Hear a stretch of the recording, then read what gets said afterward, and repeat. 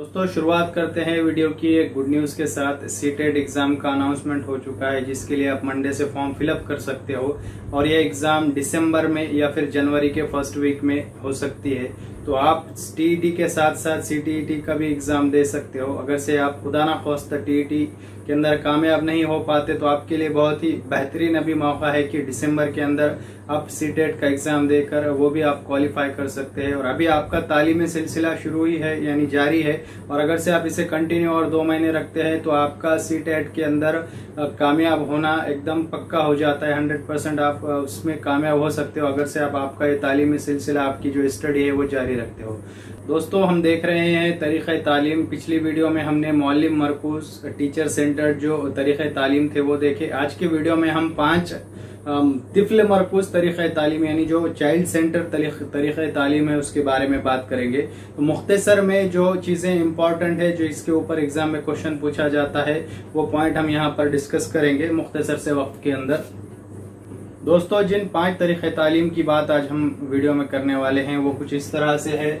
हम देखेंगे कि बहस व मुबाहिसे का तरीक़ा क्या है, उसके बाद देखेंगे कि इंकशाफी यानी तहक़ीक़ी तरीक़ा तदरीस क्या है, प्रोजेक्ट का तरीका देखेंगे, जहन साजी का तरीका देखेंगे, और आखिर में केजी यानी किडन गार्टन का जो तरीका है वो देखेंगे। आइए पहले देखते हैं बहस व मुबाहिसे का तरीका।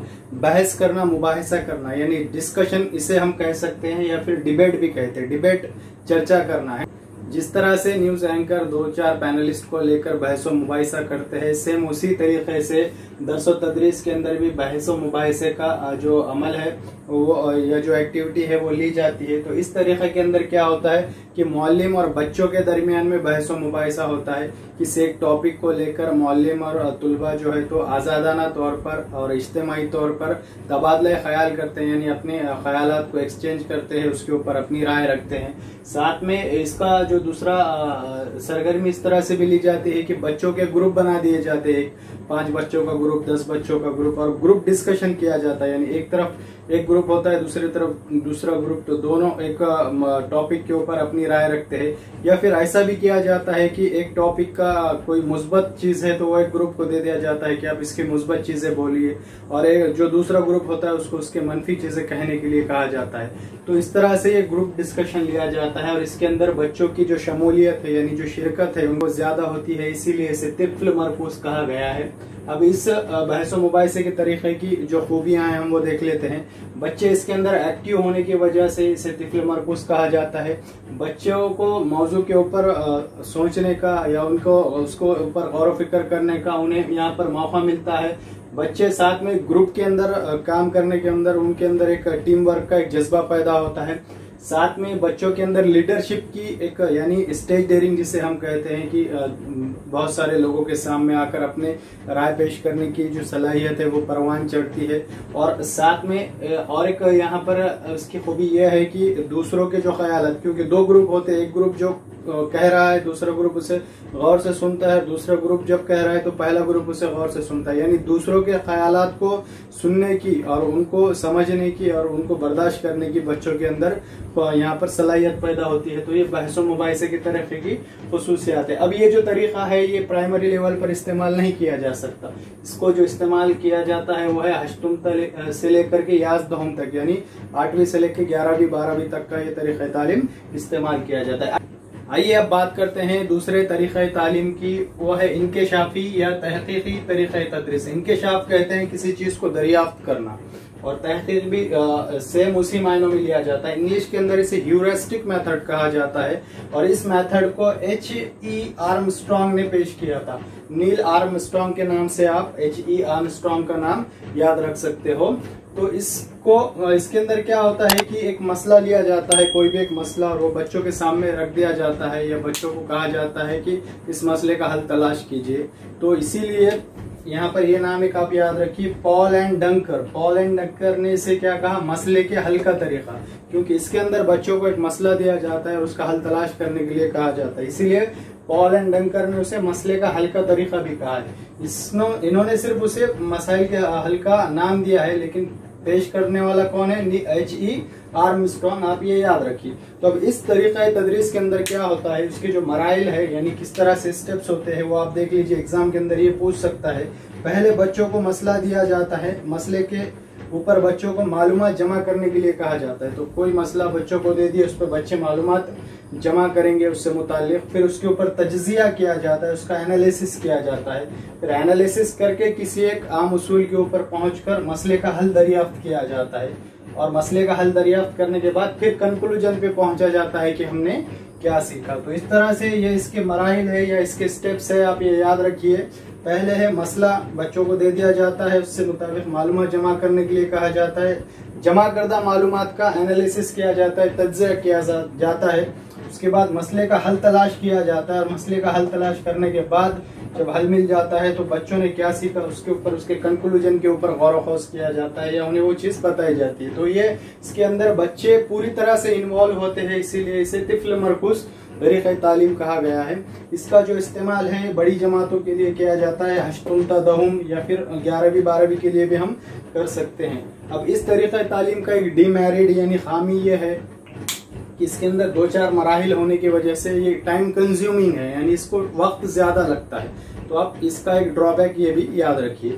ये अब नेक्स्ट जो तरीक़े तालीम है उसके बारे में बात करते हैं। प्रोजेक्ट का तरीका, प्रोजेक्ट का जो तरीका है तदरीस के अंदर वो W.H. किलपैट्रिक ने पेश किया। आप ये नाम याद रखिए, किलपैट्रिक ने पेश किया है इसे।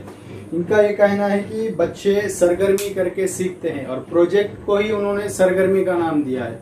किलपैट्रिक के मुताबिक किसी मसले के हल के लिए समाजी माहौल में दिल से की जाने वाली सरगर्मी को ही प्रोजेक्ट कहा जाता है। तो कभी तारीफ अगर से पूछ लेता है किलपैट्रिक की प्रोजेक्ट के बारे में, तो आप ये याद रखिए कि मसले के हल के लिए समाजी माहौल में दिल से की जाने वाली सरगर्मी को ही प्रोजेक्ट कहा जाता है। अब प्रोजेक्ट के उन्होंने 5 अक़साम बताए हैं, या फिर तरीक़े तदरीस के अंदर 5 किस्म के प्रोजेक्ट या सरगर्मियां जो है तो बच्चों से करके ली जाती है।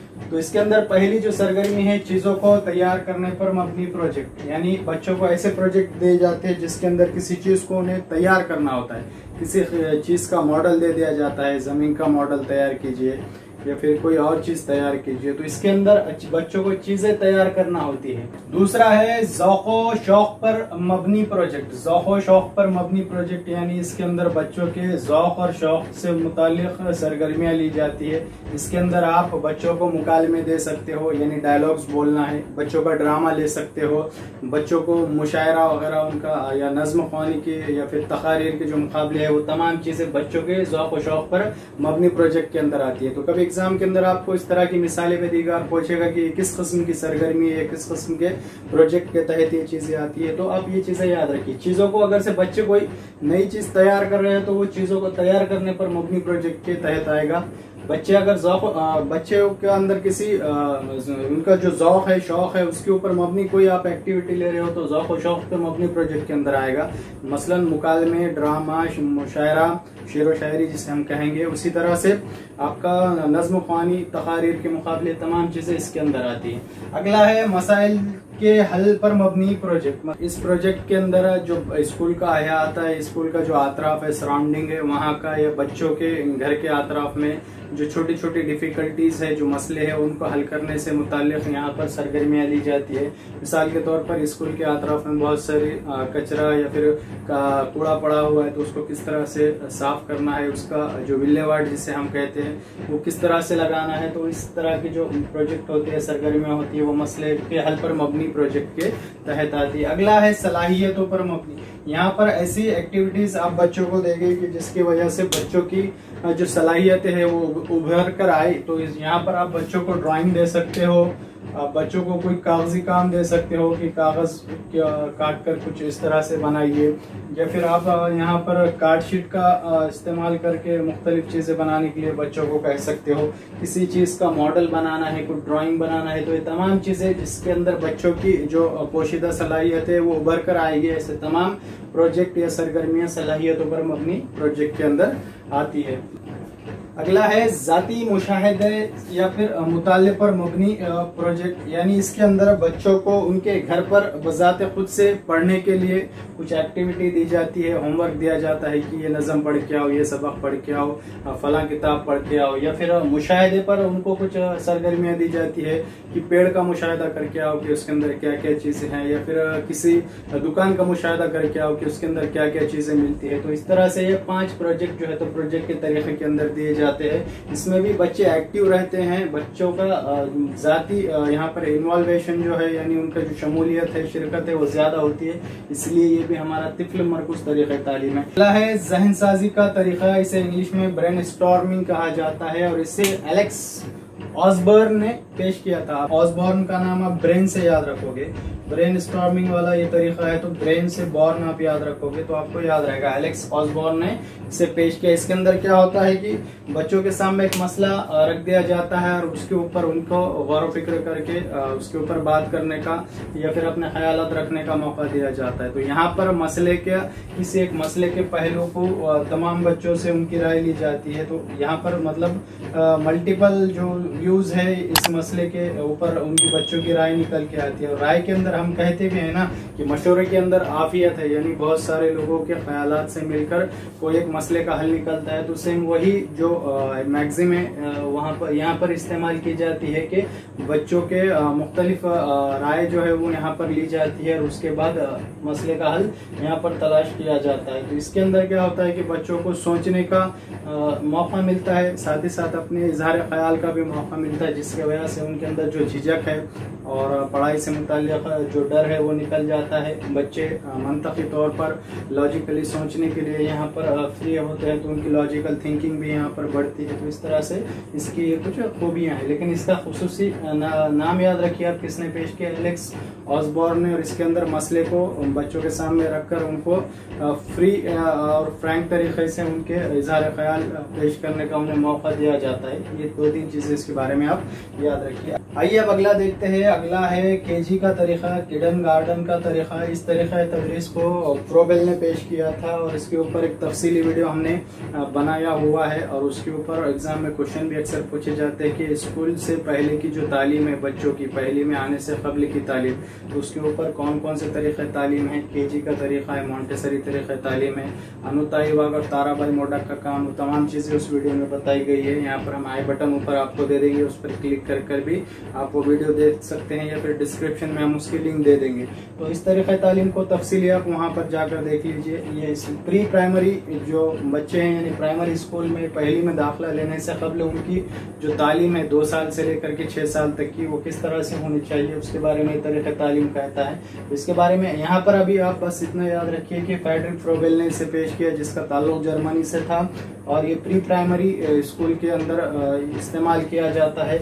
और इस तरीके तदरीस को प्ले वे मेथड भी कहा जाता है, खेल खेल में पढ़ाई, प्ले वे मेथड। तो ये प्ले वे मेथड केजी तरीके तालीम को किसने नाम दिया वो एक याद रखिए हेनरी कुडवेल कुक ने इस तरीके तालीम को प्ले वे मेथड कहा है। पेश किया फ्रेडरिक फ्रोबेल ने, लेकिन इसे प्ले वे मेथड का नाम दिया हेनरी कुडवेल कुक ने। तो ये कुछ मुख्तसर सी इन 5 तरीक़े तालीम के बारे में मालूमात थी जो हमने आपको आसान अंदाज में फ्राहम कराने की कोशिश की है। दोस्तों वीडियो बहुत अहम है, इसलिए इसने तौर पर इसके नोट्स निकाल कर रखिए, क्योंकि इसके ऊपर टीईटी में भी सवालात पूछे जाते हैं और सीटीईटी में भी सवालात पूछे जाते हैं। तो दोस्तों अगर से वीडियो अच्छी लगी हो तो लाइक शेयर कर दीजिए, चैनल को सब्सक्राइब कीजिए और अपने दोस्तों में से शेयर कीजिए। मिलते हैं हमारे नेक्स्ट वीडियो में, तब तक के लिए गुड डे गुड बाय।